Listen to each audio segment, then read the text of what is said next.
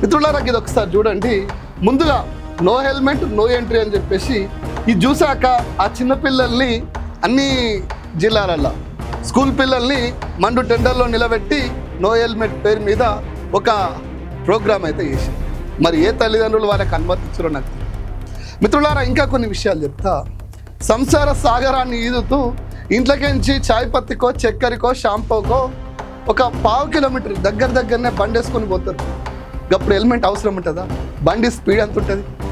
కానీ ఆ సందులో ఆ పాటికే ఓ ఫోటో కొట్టి మీ మొబైల్కి అప్పటికే నో హెల్మెట్ పేరు మీద అమౌంట్ వచ్చేస్తుంది. కట్టేయాలి. చట్టము నిన్ను ఒక ఆదాయ వనరుగా ఆల్రెడీ డిసైడ్ చేసింది. మిత్రులారా ఒకసారి ఆలోచన చేయండి.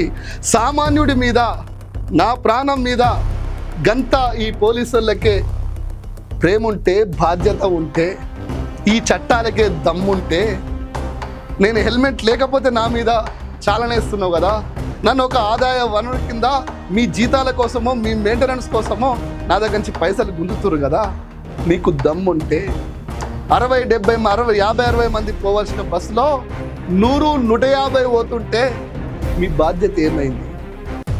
మీరు ఎందుకు ఆ బస్సుల మీద చాలనలు వేస్తలేరు, కేసులు కడతలేరు?